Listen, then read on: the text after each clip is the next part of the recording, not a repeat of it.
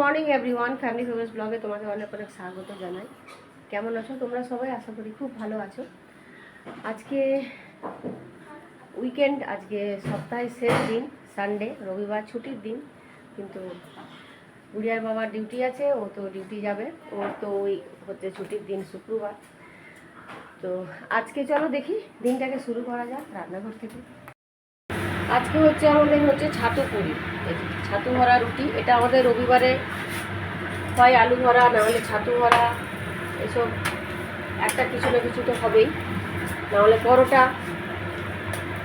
আর আমাদের তো লাল চা খাওয়া হয়ে গেছে, আর এখানে দুধ চাও হয়েছে, দুধ চাটা হয়ে গেছে। এই দিক দিয়ে দেখো কিছুই দেখতে পাওয়া যাচ্ছে না, নাহলে এই দিকে রাস্তাটা দেখতে পাওয়া যায়, গাড়ি ঠাড়ি যায় দেখতে পাওয়া যায়। আর এখন দেখো তো পুরোটা দেখো কুয়াশায় ঢাকা।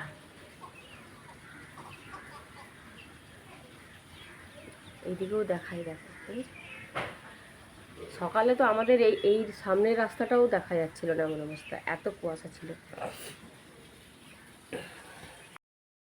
আর ক্যান্ডিকে দেখো সকাল থেকে আজকে দেখেছো, দেখো ঠান্ডাতে জবু থবু হয়ে গেছে একদম। এখন শুয়ে আছে, খাওয়া হয়ে গেছে, ক্যান্ডির খাওয়া দাওয়া হয়ে গেছে, এখন এই যে শুয়ে পড়েছে এখানে এসে। আর দুষ্টুমি করছিল।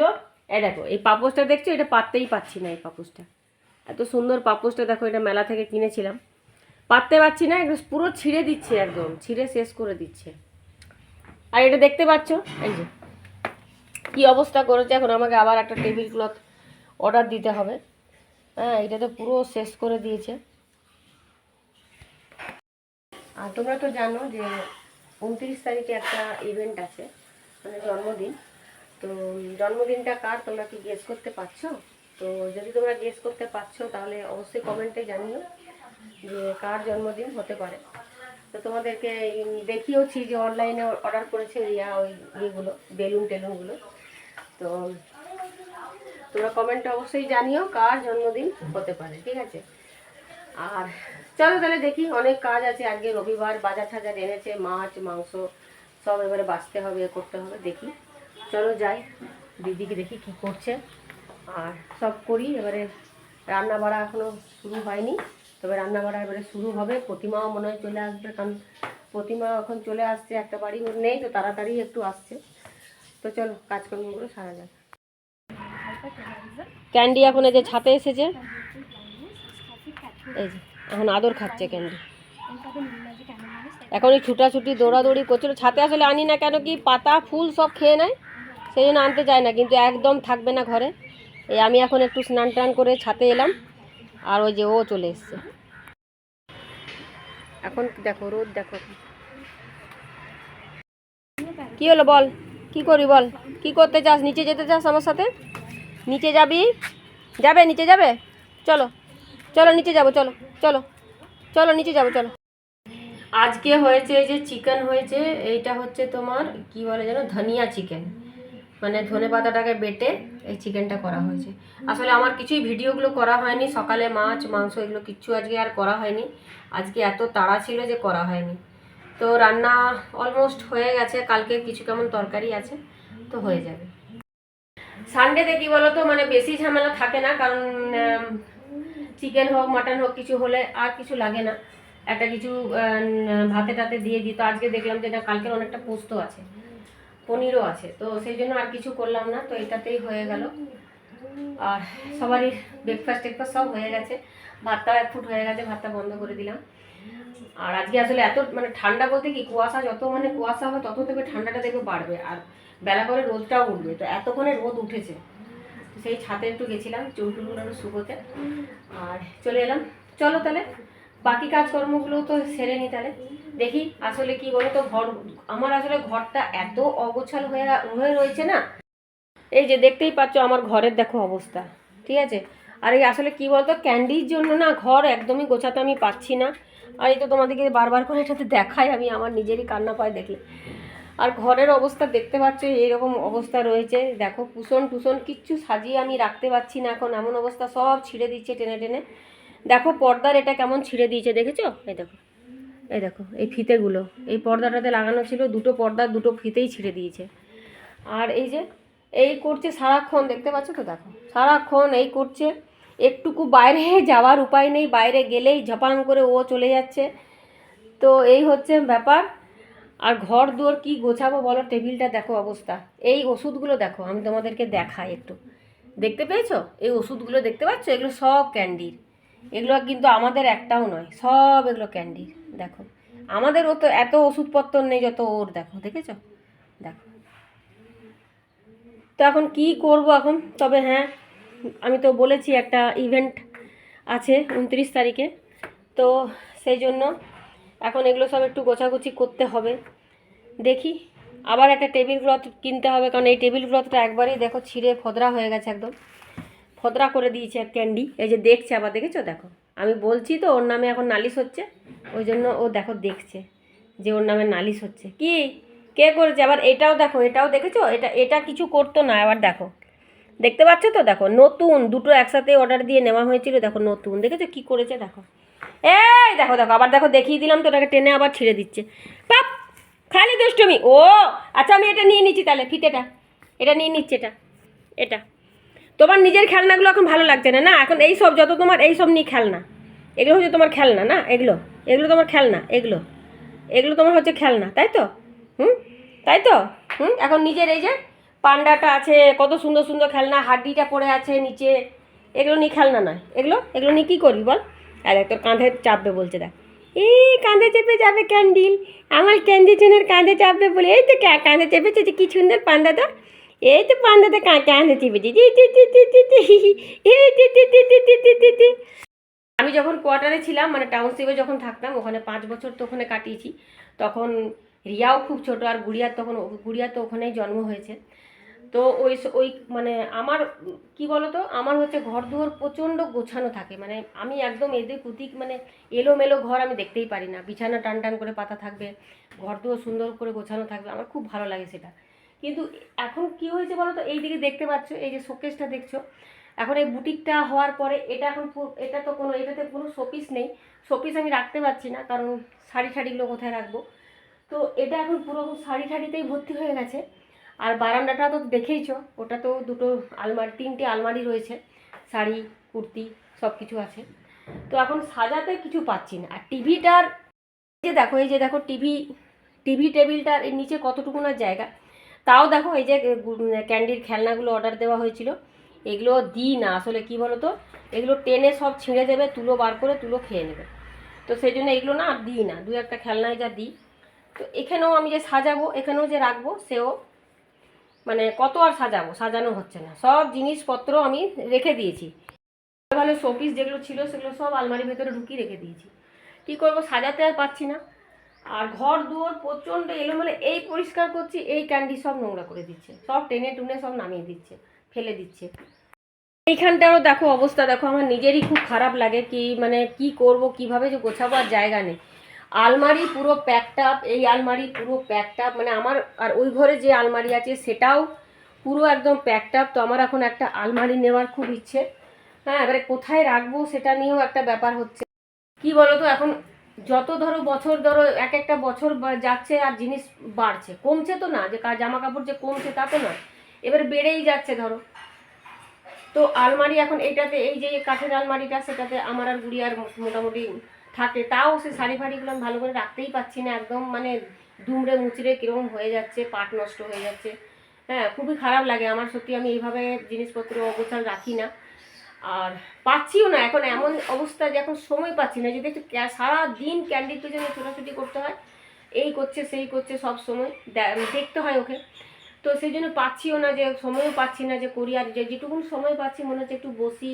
তারপরে ফোনের মধ্যেও আমার অনেক কাজ থাকে, যেহেতু অনলাইনে আমি বুটিকটা, মানে অনলাইনেও আমার বিজনেসটা চলে ধরো, সেই জন্য এই দেখছো এখন আমি এদিকে করছি, দেখো তোমরা নিজেই দেখতে পাচ্ছ, দেখো এখন কি করছে বলো, দেখো এই যে দেখো কম্বলটা দেখো ছিঁড়ছে, দেখি টেনে টেনে কেমন কম্বলটাকে ছিঁড়ছে, এই সারাক্ষণ এই করছে, আর এই দেখতে হচ্ছে আমাকে।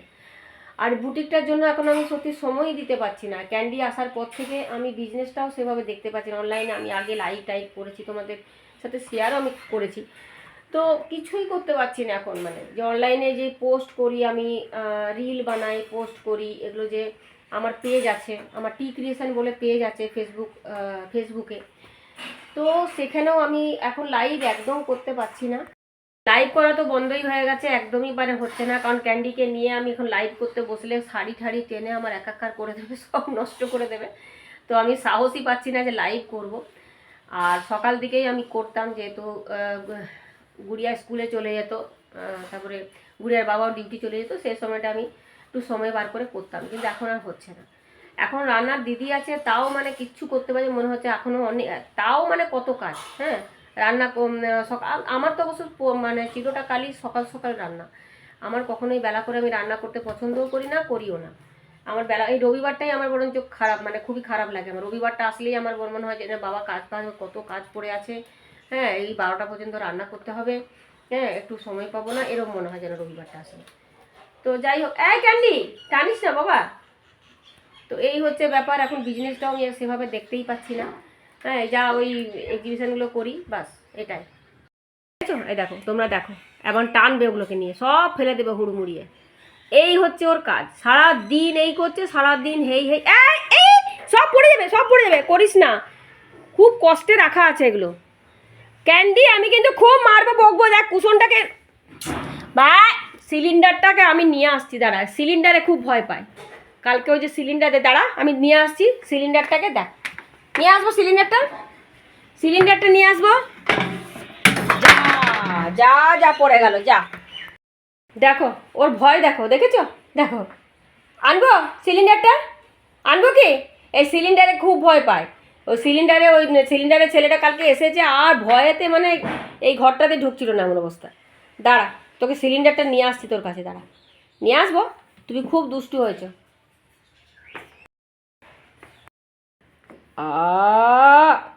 ও খুব বকবো আমি তোমাকে। যা এবারে, যা দেখি, যা যা সিলিন্ডারের কাছে যা, যাবি, হ্যাঁ যাবি, ভয় লাগছে, কি করবি, চুপচাপ ঘুমো করো একদম, দুনা দুনা।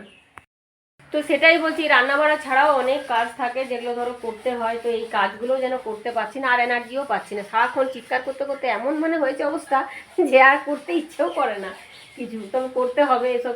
এইগুলো দেখি, একটা আলমারি কেনার ইচ্ছে আছে, দেখি কোথায় রাখবো, এখন জায়গা করতে হবে। এখন ওই ঘরে স্টাডি টেবিলটা আমার বিক্রি করে দেওয়ার ইচ্ছে আছে, একটা ছোট একটা বুক সেলফ কেনার ইচ্ছে আছে, দেখি যদি হয়। তো ভেবে তো রেখেছি, এখন জানি না কতটা কি পারবো না পারবো। তো একটা একটা খুবই দরকার, কারণ ডিভানটা, আমাদের এই ডিভানটা পুরো ভর্তি হয়ে যায়, মানে লেপ তোষকেই পুরো ভর্তি হয়ে যায়। এই যে ডিভানটা দেখছো, এটা তোমার ডিভান খাট। তো এখানেও মানে যা জায়গা তুমি দেখতে পাচ্ছ, জায়গা আছে প্রচুর, কিন্তু পুরোটাই তোমার কি বলো তো, লেপ তোষক, তারপরে শীতের জামা কাপড়ে ভর্তি। এখন এখানেও রাখার এমন জায়গা নেই, এমন অবস্থা।